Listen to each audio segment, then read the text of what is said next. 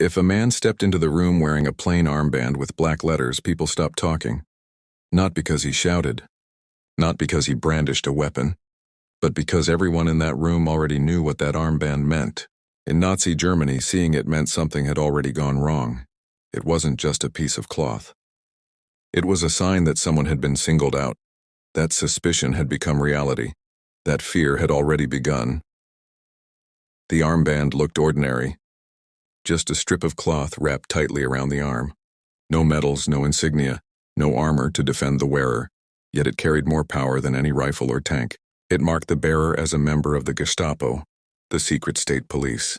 Ordinary people could not question them, and even high-ranking officials tread carefully in their presence. People didn't argue or protest. Most didn't even look up. Conversations fell silent. Work stopped, eyes averted, because the men wearing that armband did not need to explain their presence. Authority itself followed them like a shadow that could not be escaped. The Gestapo operated outside the law. No warrants, no trials, no explanations. A single accusation was enough. If they suspected disloyalty, you could be arrested on the spot, and suspicion could come from anywhere. A neighbor, a coworker, a jealous rival, even a member of your own family. Sometimes all it took was a careless word, a joke misinterpreted, a glance held too long. Once the accusation reached the Gestapo, the armband appeared. And your life, your freedom, and sometimes your existence were already at the mercy of someone you had never met. The worst part wasn't arrest, it was uncertainty. Once that armband appeared, you didn't know where you were being taken. You didn't know if you would return. And most of the time, you didn't. Even if you did survive, you came back to a world that had already whispered about your disappearance, and the fear would never leave you. And what made it even more terrifying, the Gestapo didn't usually wear full uniforms. They could be anyone, a clerk, a neighbor, a man walking down the street, which meant when the armband finally showed itself, it was too late. You were already caught in a trap you could not see. The Gestapo officers themselves did not look like monsters. Most were ordinary men, blending seamlessly into the streets, offices, and neighborhoods of Nazi Germany. Clerks, teachers, even bank employees, and their daily lives seemed normal.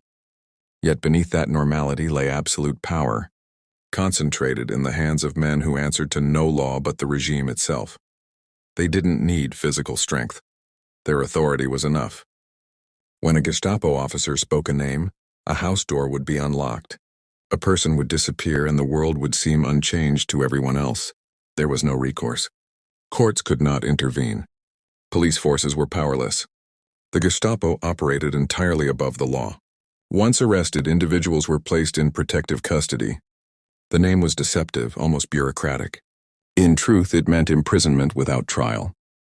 Days could become weeks, weeks months, and months could stretch indefinitely. Families were left in the dark, often told nothing.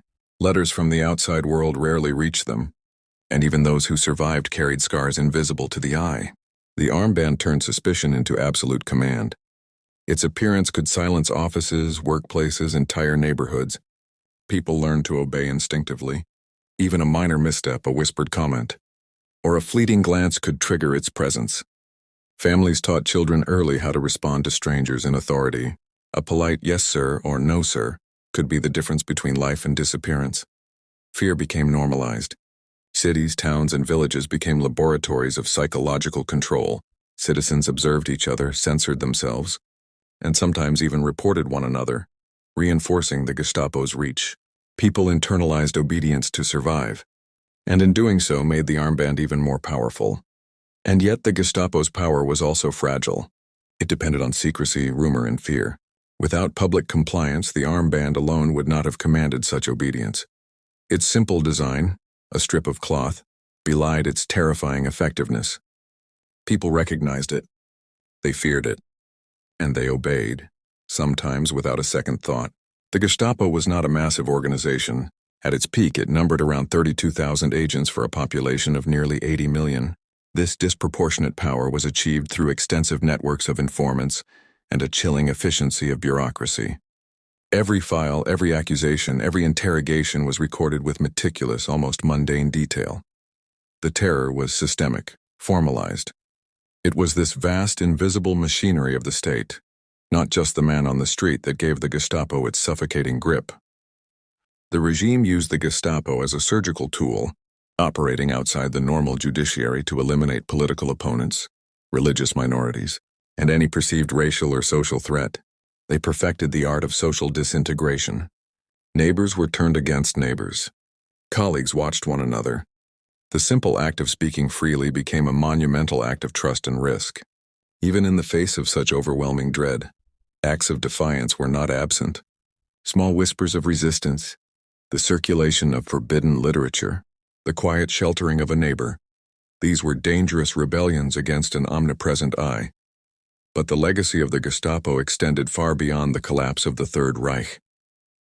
It left behind a collective trauma, a chilling reminder of how quickly and completely a modern state can weaponize the ordinary details of life. A knock on the door, a bureaucratic form, a familiar face in a uniform, to erase the rule of law and instill absolute fear.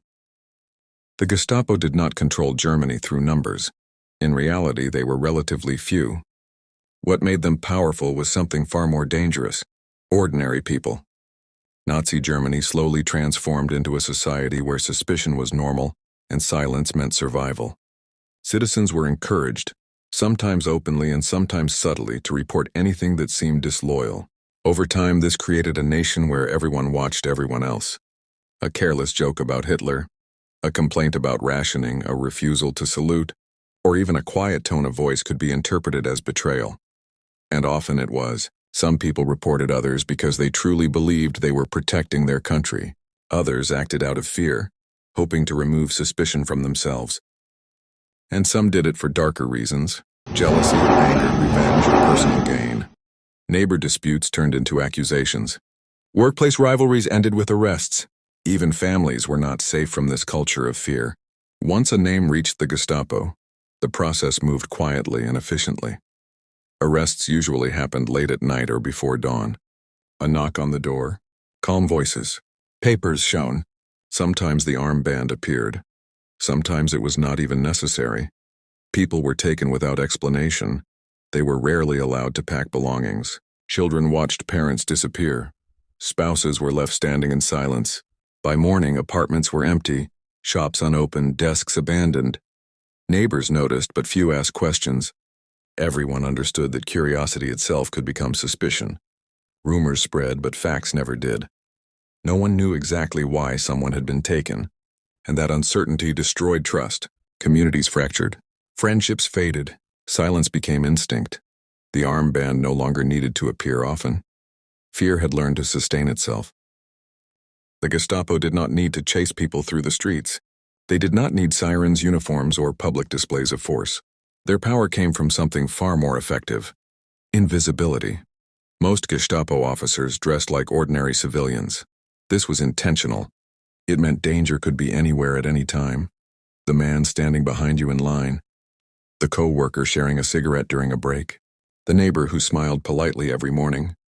No one knew who was watching, who was listening, or who had already reported a name. This uncertainty was constant, and it slowly reshaped daily life. People learned to speak carefully, to measure every word, to avoid expressing emotion in public. When the armband finally appeared, it meant the decision had already been made. Investigation was over. Suspicion had turned into action. Survivor accounts describe the same moment again and again. A sudden knock at the door, calm voices, no shouting, no explanation, just authority. One man recalled being stopped on a crowded street by two men who asked his name. When he answered, one of them quietly opened his coat just enough to reveal the armband. In that instant, he said, the world felt distant and unreal. He knew there would be no argument, no delay, no escape. Another survivor described her father being taken during dinner. The men spoke politely. He stood without resistance. The armband was visible for only a few seconds, but it burned itself into her memory forever. The Gestapo relied on unpredictability. People never knew when they were being watched or when a report had already been filed. This uncertainty was more powerful than violence. It kept people obedient without force. Even soldiers feared the armband. Rank meant nothing if it appeared. Accusations of desertion, defeatism, or lack of loyalty could lead to immediate arrest or execution. Entire units learned to obey not just orders but silence. The armband erased status. Civilian or soldier, respected or unknown, young or old. Once it appeared everyone was equal. Families lived with constant tension. Children were taught what not to say, not to repeat conversations, not to ask questions. Parents warned them about speaking in public, about strangers, about neighbors. Fear followed people everywhere, into homes, workplaces, schools, and even private thoughts. The Gestapo did not need to be everywhere. They only needed people to believe they were.